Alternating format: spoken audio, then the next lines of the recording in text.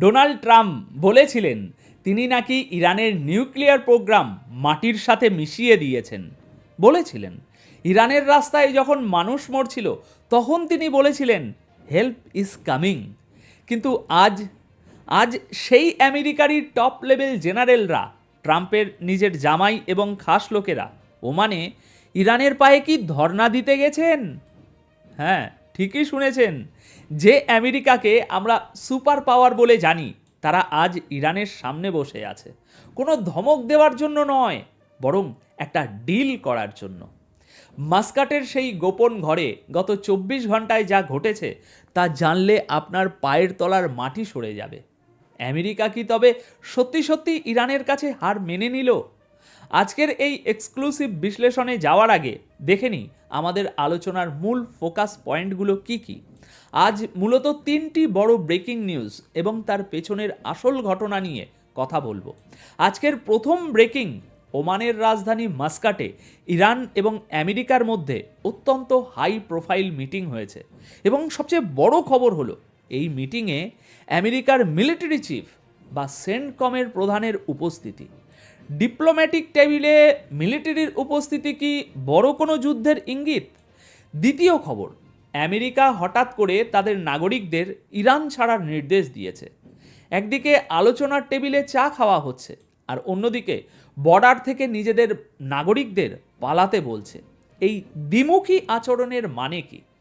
তৃতীয় এবং সবচেয়ে গুরুত্বপূর্ণ বিষয়, আমেরিকা ইরানের সরকার পতনের এজেন্ডা থেকে সম্পূর্ণ সরে এসেছে।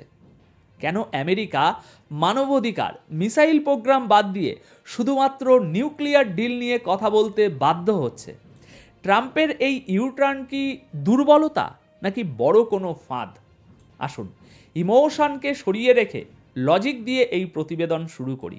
কারণ মনে রাখবেন, জিওপলিটিক্সে দয়া বা মায়া বলে কিছু নেই, আছে শুধু পিওর স্বার্থের খেলা। দর্শক, খবর একদম কনফার্ম, মাস্কাটে ইরান এবং আমেরিকার মধ্যে ইনডাইরেক্ট বা পরোক্ষ নিউক্লিয়ার আলোচনার প্রথম রাউন্ড শেষ হয়েছে। আপনারা অনেকেই হয়তো অধীর আগ্রহে অপেক্ষা করছেন দ্বিতীয় রাউন্ডে কি হলো তা জানার জন্য।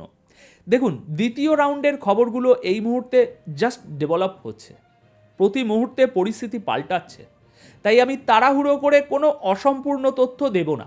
আমি আপনাদের কথা দিচ্ছি, ঠিক এর পরের প্রতিবেদনে আমি দ্বিতীয় রাউন্ডের একদম লেটেস্ট এবং পুঙ্খানুপুঙ্খু খবরাখবর নিয়ে আপনাদের সামনে হাজির হব। তাই সেই এক্সক্লুসিভ আপডেটের জন্য চোখ রাখুন আমাদের চ্যানেলে। তবে আপাতত প্রথম রাউন্ড শেষে ওমানের অবস্থানটা খুব ইন্টারেস্টিং। ওমানের পররাষ্ট্রমন্ত্রী বদর আল বুসাইদি পরিষ্কার করে হাত ধুয়ে ফেলেছেন।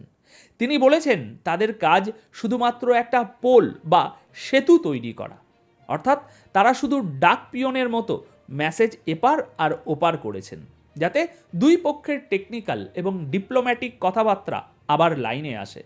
এর বাইরে তাদের কোনো ভূমিকা নেই।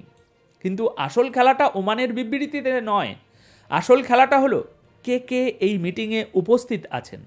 দেখুন, ইরানের পক্ষ থেকে আছেন তাদের দুর্ধর্ষ পররাষ্ট্রমন্ত্রী আব্বাস আরাকাচি, যিনি একজন ঝানু ডিপ্লোম্যাট।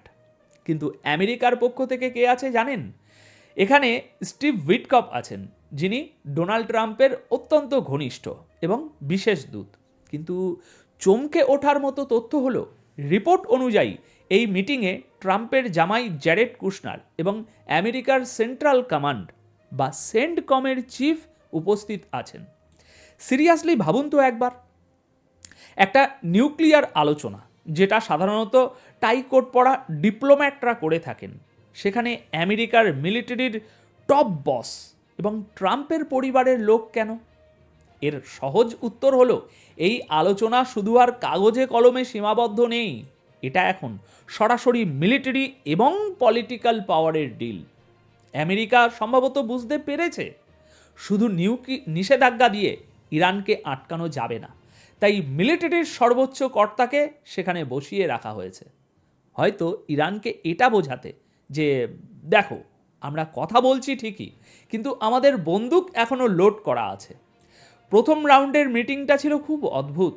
দুই দেশের প্রতিনিধিরা আলাদা আলাদা ঘরে বসেছিলেন।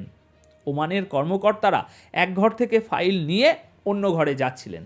ইরান তাদের শর্তের তালিকা পাঠিয়েছে, আমেরিকা সেটা রিভিউ করেছে এবং মাত্র 1.5 ঘন্টার মধ্যে আমেরিকান টিম মিটিং ছেড়ে বেরিয়ে গেছে। কেন মাত্র 1.5 ঘন্টা?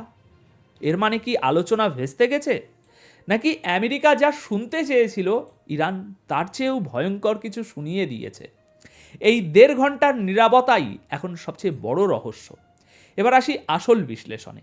আপনাদের মনে কি প্রশ্ন জাগছে না যে যে আমেরিকা কিছুদিন আগেও বলেছিল ইরান শেষ, ইরানের সরকার পড়ে যাচ্ছে, সেই আমেরিকা হঠাৎ আলোচনার টেবিলে কেন?